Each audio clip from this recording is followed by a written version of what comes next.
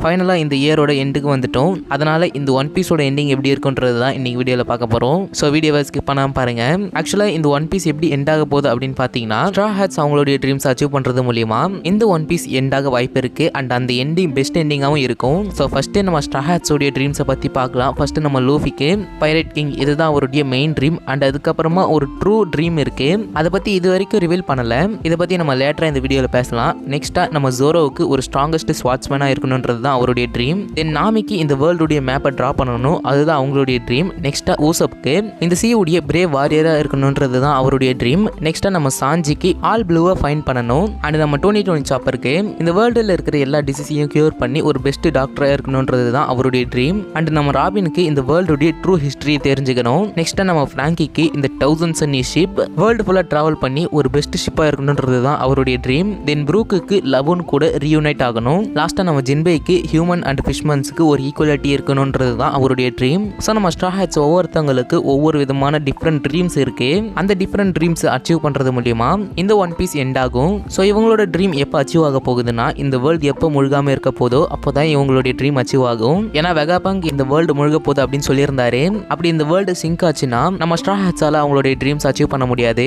அதுக்கு நம்ம straw hats இந்த வேர்ல்டு சிங்க் ஆகாமல் பார்த்துக்கணும். அதுக்கு ஃபர்ஸ்ட் இந்த ஒன் பீஸ் வேர்ல்டுக்கு என்ன ஆச்சுன்னு பார்க்கணும். ஐ மீன் ஸ்டார்டிங்கில், அதாவது இந்த வாய்ட் சென்ச்சுரியெல்லாம் நடக்கிறதுக்கு முன்னாடி என்ன நடந்துச்சுன்னு பார்க்கணும். இது வரைக்கும் ஒன் பீஸில் சொன்ன இன்ஃபர்மேஷனில் வச்சு பார்த்தப்போ இந்த ஒன் பீஸ் வேர்ல்டில் ஒரு கிரேட் ஃப்ளட் வந்திருக்கு. அண்ட் அந்த ஃப்ளட்டுக்கு முன்னாடி இந்த ஒன் பீஸ் வேர்ல்டு ஒரு லேண்டாக தான் இருந்திருக்கு. அண்ட் அந்த எல்லா லேண்டுமே ஒன்னா ஜாயினாக தான் இருந்திருக்கு. ஸோ அந்த ஜாயினான லேண்டை பேஞ்சியா அப்படின்னு சொல்லுவாங்க. அண்ட் அந்த லேண்டை ஒரு சிங்கிள் ஓஷன் சரௌண்ட் பண்ணியிருக்கு. அதோட நேம் பார்த்தீங்கன்னா பேந்தலாசா. இதெல்லாம் எதுக்கு ப்ரோ இப்போ சொல்கிறீங்க அப்படின்னு கேட்டிங்கன்னா, இந்த இன்ஃபர்மேஷன்லாம் லாஸ்ட்டில் உங்களுக்கு கனெக்ட் ஆகும். ஸோ வீடியோவை ஃபுல்லாக பாருங்க. ஸோ இந்த பேந்தலாசா அப்படின்னா என்னன்னு பார்த்தீங்கன்னா, all see are all blue. இந்த ஆல் ப்ளூவை கண்டுபிடிக்கிறது சாஞ்சியோடைய மெயின் ட்ரீம். ஸோ இந்த பேந்தலாசா இருந்திருக்குன்னா இந்த ரெட் லைன் கிரியேட் பண்ணுறதுக்கு முன்னாடி ஒரு சிங்கிள் ஓஷன் இருந்திருக்கணும். அதுதான் பேந்தலாசான்னு சொல்லியிருக்காங்க, அதாவது ஆல் ப்ளூ. ஸோ ஒன் பீஸில் இந்த ரெட் லைன் கிரியேட் ஆனதுக்கு அப்புறமா இந்த all blue multiple land and ஓஷனாக ஸ்பிளிட் ஆகியிருக்கு. ஸோ இந்த ஆல் ப்ளூ தான் 5 ஓஷன்ஸாக ஸ்பிளிட் ஆகியிருக்கு. North blue, east blue, west blue, south blue and லாஸ்ட்டாக கிராண்ட் லைன். இந்த மாதிரி 5 ஓஷன்ஸாக அந்த ஆல் ப்ளூ ஸ்பிளிட் ஆகியிருக்கு. அண்ட் ஸ்டார்டிங்கில் சொன்னேன் இல்லையா, இந்த ஆல் ப்ளூ ஒரு லேண்டை சரௌண்ட் பண்ணியிருக்குன்னு, அந்த லேண்ட் பேஞ்சியா அப்படின்னு சொல்லியிருந்தேன் இல்லையா, அதுதான் ஒன் பீஸாக இருக்கணும். ஸோ அந்த ஒன் பீஸ் இப்போ மூழ்கி இருக்க சான்ஸ் இருக்கு.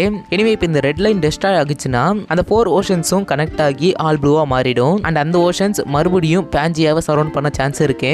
ஸோ பேஞ்சியா ஒரு லேண்டாக இருக்கிறதுனால அதுதான் ஒன் பீஸாகவும் அண்ட் அந்த ஏன்ஷியன்ட் கிங்டமாகவும் இருக்கணும். ஸோ இந்த ரெட் லைனை டெஸ்ட்ராய் பண்ணுறதுக்கு இந்த ரெட் லைனை ஃபர்ஸ்ட் என்னென்னு அண்டர்ஸ்டாண்ட் பண்ணணும். அண்ட் இதை பற்றி ஒரு பாப்புலர் தியரி இருக்கு. என்னன்னா, இந்த ரெட் லைன்ன்றது ஜார்முன்கண்டர் அப்படின்னு சொல்றாங்க. அப்படின்னா என்னன்னா, நார்ஸ் மித்தாலஜியில் இருக்கிற ஒரு சர்பெண்ட். எனக்கு தெரிஞ்சு இது ஒரு ஸ்னேக்காக இருக்கணும்னு நினைக்கிறேன். இது ஏன் சொல்றாங்கன்னா, இந்த எல்பஃப்ல இருக்கிற ஜெயின்ஸ் வந்து நார்ஸ் மித்தாலஜி இன்ஸ்பயர் பண்ணி கிரியேட் பண்ணவங்க அப்படின்னு சொல்றாங்க. ஏன்னா இந்த இமேஜில் பாருங்க, இதுல இருக்கிற அந்த மெசேஜை ரீட் பண்ணி பாருங்க. எங்களோட அட்டாக்கை பிளட்டால இருக்கிற கிரேட் சர்பெண்டால மட்டும்தான் டிஃபெண்ட் பண்ண முடியும் அப்படின்னு டாரியன் பிராகியே சொல்லியிருப்பாங்க.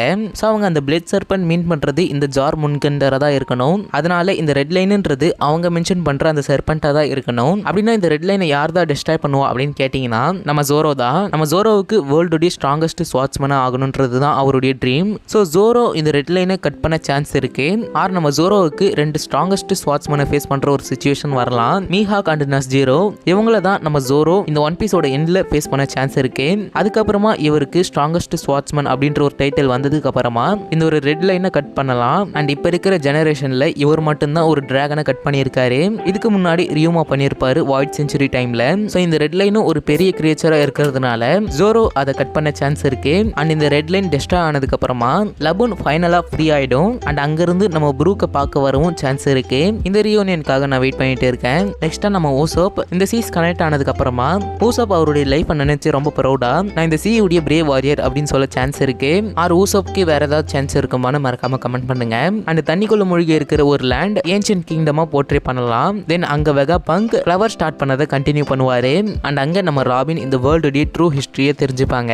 அண்ட் அந்த 4 சீஸுமே கனெக்ட் ஆனதுக்கு அப்புறமா இந்த வேர்ல்டுடைய ஃபுல் மேப்பை கிரியேட் பண்ணுவாங்க. அண்ட் வெகாபங்க் இந்த வேர்ல்டு முழுக போகுது அப்படின்னு சொன்னார் இல்லையா. ஸோ இந்த வேர்ல்டு முழுகாம நம்ம லூஃபி சேவ் பண்ணுவாரு.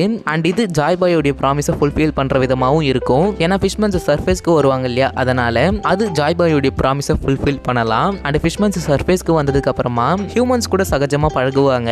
அண்ட் அங்க ஃபிஷ்மன்ஸ்க்கு ஒரு ஈக்குவாலிட்டி கிடைக்கும். அதனால ஜின்பே அவருடைய ட்ரீமை அச்சீவ் பண்ணுவாரு. அண்ட் நெக்ஸ்டா நம்ம சாப்பர் இந்த வேர்ல்டுடைய பெஸ்ட் பெஸ்ட் டாக்டராக இருப்பார். ஏன்னா இந்த ஆம்பர்லெட் டிசீஸ் பற்றி கேள்விப்பட்டிருப்பீங்க.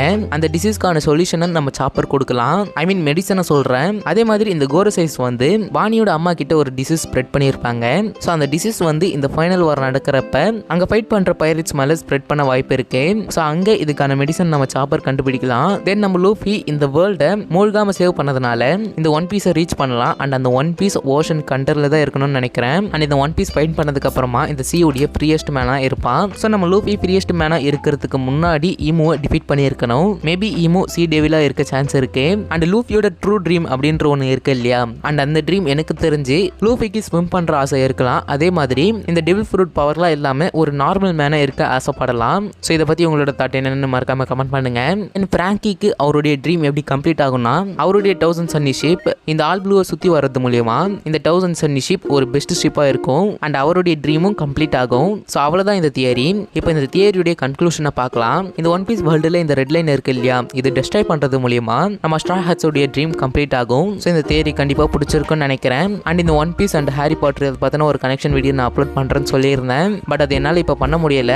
கூடிய சீக்கிரம் நான் அது பொங்கலுக்குள்ளே அப்லோட் பண்ண ட்ரை பண்ணுறேன். ஸோ அது வரைக்கும் கொஞ்சம் வெயிட் பண்ணுங்க. அண்ட் நம்ம சேனல்லையும் மறக்காமல் சப்ஸ்கிரைப் பண்ணிவிடுங்க. And happy new year to all. So நாளைக்கு ஒரு வீடியோவில் வந்து மீட் பண்ணுறேன். Until then, stay tuned.